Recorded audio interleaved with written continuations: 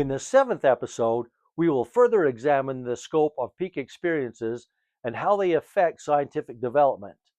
We address the question of how science could evaluate these experiences and how science lends itself to a creative force guiding the growth of the universe rather than just Darwinian evolution.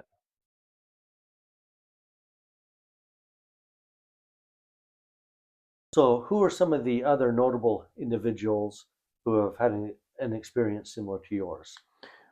The first part of the book deals with quite a few who have had such an experience. I describe their experience, and I also uh, talk about what they derived from their experience, all of which are similar to the concepts that I derived. They're not exactly the same, just like in near-death experience. It's an individual experience, and other people who've had near-death experiences have an overlapping of experience, but there are different things which are not the same within each experience. While the same thing applies to any superconsciousness state, the experience is tailor-made for the person who is having the experience. And that's what the first part of the book deals with, is giving names and the experiences that were similar to what I experienced, which gives validation to my experience and my experience giving validation to their experiences. But more and more people are having these states of consciousness and coming up with these increased understandings of a reality, higher level concepts, higher order concepts, which are new. But more and more people are coming up having similar experiences with these new ideas. And as more and more continue to have these, and I think that the increase in the number of people that are going to have them in the future will also be exponential. I think that's what's been happening throughout history. More and more people are having superconsciousness experiences in the last 50 years than ever before, and it's becoming increasingly more frequent. And scientists now are writing books about their new understanding of some parts of science based on their superconsciousness experience.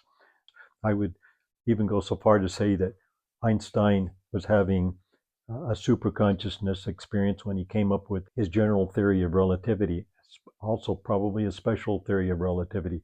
I would say yes. And photoelectric effect, all of the things that Einstein came up with, I think that he was accessing a state of superconsciousness, whether he recognized it or not.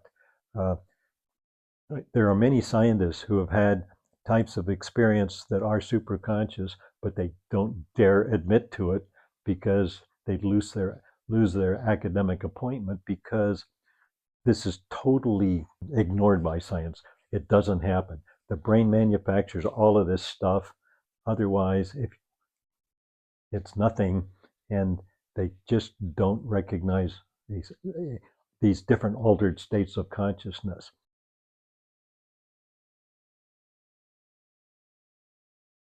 I think that the rules of science are wonderful. It really allows us to develop concepts of understanding that we can access a concept, design an experiment to study that concept. Is it right or wrong? And if you do an experiment and it comes up and proves to you that your concept was right, that's not good enough. You got to wait for the other people who come along testing the same theory using different experiments. And altogether, when you get multiple scientists re-examining the same concept, getting the same results over and over, then it becomes a theory. Before that, it's a hypothesis. I'm offering integrated theory of consciousness as a scientific theory, although there is no way at this point in time to directly try and prove or disprove the concept. There are a lot of things developing in science and have been for the last 40 plus years, little by little, showing that things that I've talked about in the integrated theory of consciousness are being gradually proven, becoming part of our understanding of reality. And that's what gives me personal validation about what I've put into the integrated theory of consciousness. And hey, I'm going to be probably criticized by 98% of the scientists out there because I'm talking about something that goes beyond science, their incapability of studying it. But little by little, these things, the evidence is accumulating for everything that I've got in the book. There's nothing in there where it's really known science, proven science, that doesn't correlate with what I have in the integrated theory of consciousness. And so I'm just waiting until another 50 years goes by and suddenly it all comes together and somebody comes up and says, oh, gee, this guy got it published in 1986, and now we're finally getting to the understanding of what this idiot was talking about because, yeah, we're proving all of this stuff and it all fits together just like he said it would.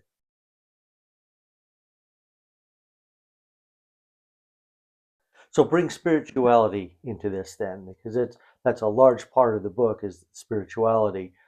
We've talked about the science quite a bit in depth. So bringing that spiritual aspect and how it sets Genesis 3.0 apart from other books. Spirituality is not a part of science, as you know.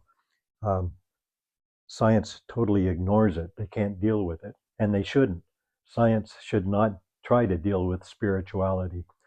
But there are now more and more spiritually oriented scientists who are using spirituality to help their understanding of the reality of the scientific concepts that are out there, the paradigms, whatever you want to call them. And I think that until one has had a spiritual experience, they will completely deny it. They will say it was a hallucination, something like that. And I would have too. Before my peak experience, I was right on board with what neuroscientists were saying. Hey, the brain does it all. There is no such thing as a period of enlightenment or superconsciousness state. Until you've had a spiritual experience, you don't know anything about it. The people who have had a spiritual experience, at least a higher level, they are absolutely convinced, there's no doubt in their mind that it was real, that it came from beyond their ordinary state of consciousness ability to conceive, that it is the knowledge that you are able to have access to during that state is mind-blowing, way beyond anything that you have ever learned or could ever learn in an ordinary consciousness state. That is how I think about where our ability to access a superconsciousness state comes from. We're accessing a larger part of the universal mind when we're accessing this state of hyperconsciousness where we feel like we are totally omniscient. We are for a short period of time, minutes, seconds to minutes to hours. We have access and we are able to stay in that state sometimes for an extended period of time. Mine, like I said before, was 6 hours approximately.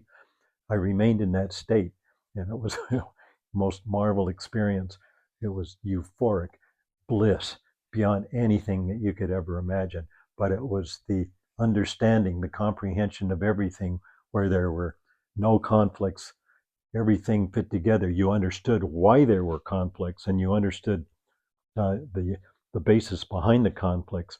But when you saw what the basis was, you could see, oh, there's really no conflict at all. It's just an incomplete understanding from the scientific point of view or from your ordinary consciousness state, spiritual or otherwise. Finish it off with the spiritual aspect of this then. Okay. I think most people have some type of spiritual experience during in their life where they suddenly have an understanding of some limited thought, not the whole global interrelationship of everything throughout the universe.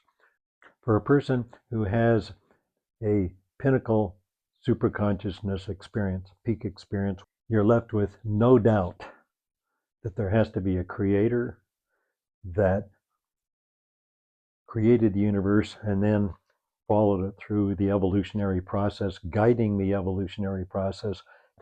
If you have a superconsciousness experience to the same level that I did and others have, they say pretty much identically what I have said about other things during the experience.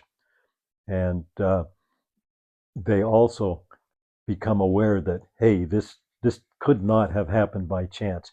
All of the things I experienced and became understanding, that I got an understanding of, this just could not happen by chance. And you're absolutely convinced of that. That's kind of a spiritual concept. I mean, there's no way science can deal with that, at least at this point in our history. Sometime in the future, we may devise ways of testing this. I suggest ways of testing integrated theory of consciousness scientifically, and I give a list of things that could be done to study this in a more scientific point of view. One being, okay, I'm one person who has a superconsciousness experience. I put it in great detail. I've laboriously written a book in great detail about this whole idea of superconsciousness, how I got it, what it was like, what I got from it. And I'm one data point in this new science that I would suggest. Okay, somebody else comes along with a mind-blowing superconsciousness state. Others have. Okay, Greg Braden, Bruce Lipton, Joe Dispenza are three people who I have great respect for because they've had transformative experiences and come up with additional ideas of our reality, which I also embrace, having read their books and listened to lectures from them. And there are others out there who have had transformative experiences, which I would put in the spiritual category. So each one of these have documented the information that they've gotten from their, say, peak experience. They're all data points. You come up with other people who have had these superconsciousness experiences with a breakthrough understanding in science, which they experiment with, others experiment with, prove that it's true. That's another data point. So you compare the additional levels of understanding, which are beyond anything that we've ever been able to conceive of before, by people who have had these transformative experiences as data points. And then we compare it to the control group, who, comparing it to the levels of increased understanding in science, let's say, by those who just got it through hard work and analytical, logical thinking. See if there's a difference. Are the mind-blowing experiences that people get in a spiritual state, are they any better than those who come up with new ideas in a non-spiritual state? That's how I think that my theory of integrated theory of consciousness could be tested, is by, again, I've talked about 25 different properties of consciousness. And little by little, these ideas can be tested over time, and I'll either be right or I'll be wrong. If I'm right, that would give strong evidence that in a state of superconsciousness, you can derive a much greater understanding of reality and science in that state than in your ordinary consciousness state. Why is that important? Because there are ways to develop states of superconsciousness if you're willing to spend the time and effort. And others have written a lot about how to do this. I talk about it some, but I think that each superconsciousness experience can be triggered by different things than for each individual. In other words, other people can have levels of superconsciousness at different levels, so the environment makes a difference as to what level you achieve, the amount of effort that you put into it over time. A monk might meditate on a daily basis for 20 years and then have a profound breakthrough uh, spiritual experience, which nobody that I know of, including myself, would be willing to do that. I can't spend 3 or 4 hours a day for 20 years to try and find something that I didn't believe in at the time could ever happen anyway. So who's going to do that? Somebody who is so needy for understanding and knowledge, who is in such a state of suffering, who doesn't care how much pain, difficulty, or anything else that he has to go through to gain an understanding of what's true and not true. God, you exist. Do you even exist? I don't know. Am I just in my meditative prayer thinking? Am I just talking to space without anything being there? I did this for several years as part of the prerequisite for having my peak experience. And I think that I was rewarded eventually because I, every night, sometimes more than one time a day, I would pray for this level of understanding. I don't care how much pain I have to go through. I need to know. I need to know. Please, God, if you exist, if you're out there, I need to know. Okay? Kind of said that rather intensely to make my point, but that's what it takes. I think that it requires a level of need, which is beyond what most people have a need for. I was very needy. Um, I was very conflicted between science and what I was being taught in my religion. The two didn't correlate, and science was winning out. I need to know. Otherwise, hey, I'm going to go out and have a much more fun life than the restricted life that I'm living, because I can go do things that won't have consequences.